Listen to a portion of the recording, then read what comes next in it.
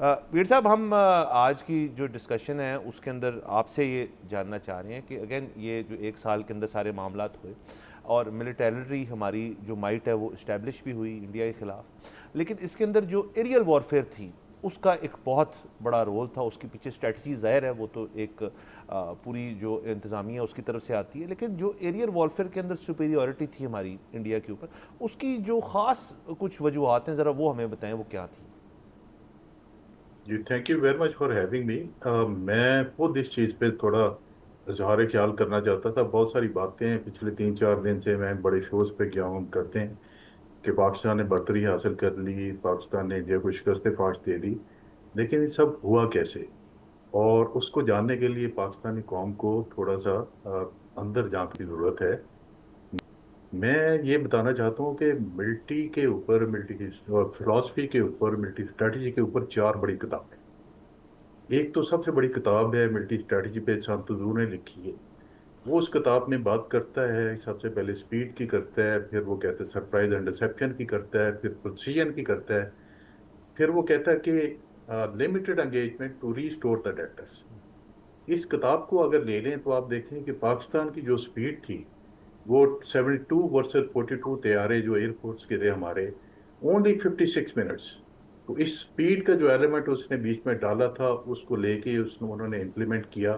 یہ سپیڈ ویسے نکل کے نہیں آ گئی، اس کے پیچھے سالوں کا تجربہ، سالوں کی ریہرسل، سالوں کی ٹریننگ، سالوں کی جو ہے اس کے بیچ میں آپس میں انٹر آپریشنبلٹی ایک دوسرے کے ساتھ، وہ ایکسرسائزز، کاؤنٹر ایکسرسائزز، وار گیمنگ جس میں میں بھی حصہ رہا ہوں، وہ سارا اس میں پسینہ، راتوں کو جاگنا شامل تھا. پھر یہ قوم کو یہ 56 منٹ میں یہ ساری فتح دیکھنے کو ملی. اور اس سپیڈ کے ساتھ انہوں نے سرپرائز اینڈ ڈسیپشن.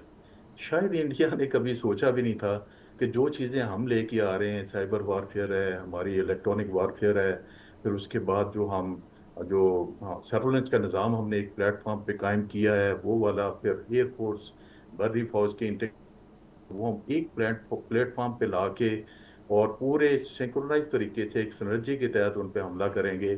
یہ کبھی انہوں نے سوچا نہیں تھا. اگر سوچا ہوتا تو اس کے مقابلے کے لیے کچھ نہ کچھ تیاری ضرور کی ہوتی. تو یہ بھی ہم نے اچیو کیا. اس کے بعد limited target engagement to restore deterrence. Obviously India نے جب بریچ کیا، ہمارا ڈیٹرس حملہ کیا، تو ڈیٹرس بریچ ہو جاتا ہے. اور ڈیٹرس جب بریچ ہو جائے تو آپ کے پاس 2 طریقے ہوتے ہیں: یا تو چپ کر کے بیٹھ جائیں اور دشمن کو ہیوی ہونے دیں، یا پھر ایسا جواب دیں کہ ڈیٹرس ری اسٹیبلش ہو جائے.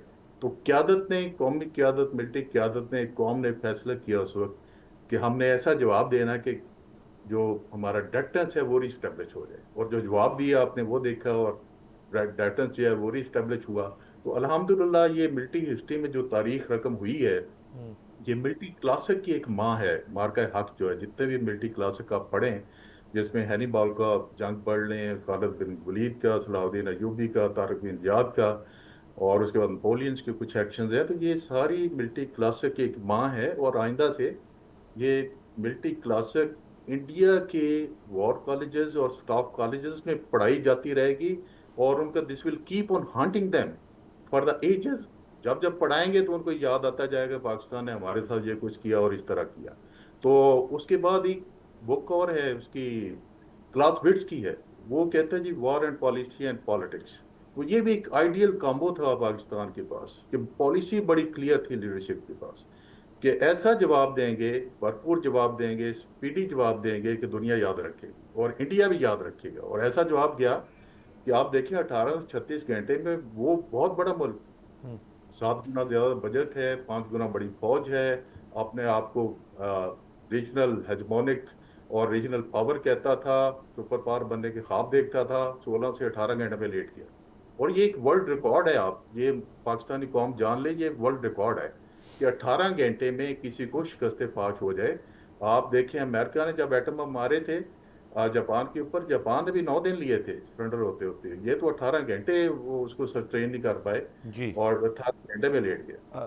جی سندس، جو فوج نے کیا ہماری، وہ تو ہم اس سے واقف ہیں، ان کی تعریف بھی کر رہے ہیں، سیلیبریٹ بھی کر رہے ہیں. لیکن اس کے علاوہ آپ دیکھیں اگر دیگر فرنٹس کے اوپر بھی میڈیا سے لے کر عوام تک جتنا رسپانسبل رول پاکستان نے پلے کیا، اور جتنا بچگانے طریقے سے انڈین عوام اور ان کے میڈیا نے رسپونڈ کیا، آپ کے خیال میں یہ پوری دنیا نے یہ دیکھا فرق دونوں کے درمیان؟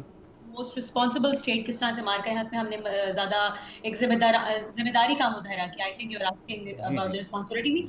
میں سمجھتی ہوں کہ کسی بھی کہتے ہیں نا اپنے دشمن کو جو ہے وہ اس طرح سے آپ کو ایزی نہیں لینا چاہیے. بہرحال جیسا پاکستان ایئر فورس ویجیلنس کا ثبوت دیا ہے اور دنیا کو بتایا ہے کہ مینز وارفیئر میں کتنا ہم ویجیلنٹ ہے. میرا خیال ہے کہ اس کے بعد 30 سے 31 ممالک نے پاکستان ایئر فورس سے ٹریننگ حاصل کرنے کی جو بات کی تھی مارکا کے بعد سے, تو اسی طرح ہمارے ایئر فورس جو ہے وہ انڈین ایئر فورس کو بھی اس طرح سے نہیں ہلکا لیتے ہیں جناب. وہ بھی پروفیشنل ایئر فورس کے طور پر اس کو دیکھتے ہیں.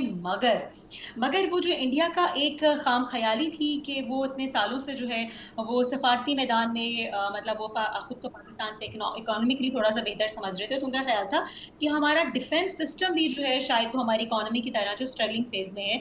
تو یہ جو انڈیا کی خام خیالی تھی خاص طور پر پاکستان کو اس خطے میں پورے اس ساؤتھ ایشیا ریجن میں آئسولیشن کا شکار کرنے کی, وہ خود ان کے اپنے اوپر اب لاگو ہوتی ہے. اور ان کی فوج کو تو ہم اس طرح سے نہیں کہتے جناب کہ وہ پاکستان کی فوج نے اگر بہتر کارکردگی کا مظاہرہ کیا تو وہ پروفیشنل نہیں ہے, لیکن ان کے میڈیا نے جتنا مذائقہ خیز قسم کے جرنلزم کا مظاہرہ کیا اس کی مثال دنیا میں نہیں ملتی ہے. مطلب جس طرح سے انہوں نے اپنی میڈیا کا, اپنی جرنلزم کا, فریڈم آف ایکسپریشن کا مذاق اڑایا ہے, یہ بھی بہت بڑی مس کیلکولیشن ہے جناب کہ بھارت میں فریڈم آف ایکسپریشن ہے. دے کین ناٹ سے اگینسٹ بی جے پی, ٹھیک ہے. اور وہ جس طرح سے جتنی مس انفارمیشن اور ڈس انفارمیشن کی مشین کے طور پر انڈین میڈیا اور انڈین جرنلزم سامنے آیا, پوری دنیا میں انہوں نے اپنا مذاق بنوایا ہے. اور جہاں تک بات ہے ان کی جس طرح سے رپورٹنگ کی گئی, جس طرح سے ان کے اینکرز ہیں جو جرنلزم پروفیشنل ایتھکس کا جو ہے دھجیاں بکھیری ہیں, پوری دنیا میں اس کا مذاق اڑایا گیا ہے. لیکن جہاں تک ان کی بات ہے ان کی فوج کی, ان کی ایئر فورس کی, تو دونوں نے مقابلہ کیا اور مقابلہ سخت تھا.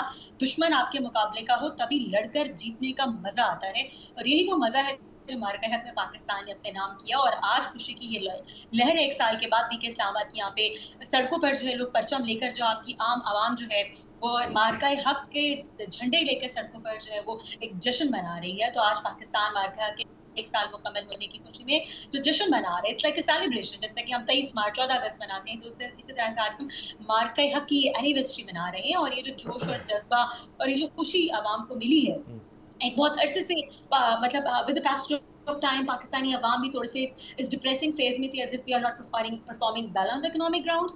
تو مارکا حق نے ایک ہمیں منحصل قوم اس طرح سے اکٹھا کیا جیسے کہ ہم صرف کرکٹ میچز میں اکٹھا ہو رہے تھے.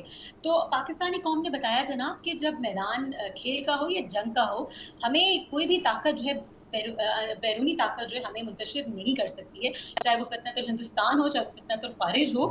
ہم منحصل قوم ایک ہیں اور رہیں گے. اور جب بھی بات آتی ہے پاکستانی قوم کے متحد ہونے کی, تو ہم متحد ہو کر دکھاتے ہیں, جس طرح کہ ہم نے مارکا حق میں دکھایا. اور ایک بار پھر 11 مہینے میں پاکستان کا دوسرا اسٹروک تھا یہ اسلام آباد ٹاکس کے توسط سے, جو ایز اے میڈیٹر اور فیسیلیٹیٹر کا کردار پاکستان نے ادا کیا. سبسکرائب کریں اور بیل دبائیں تاکہ کوئی خبر رہ نہ جائے.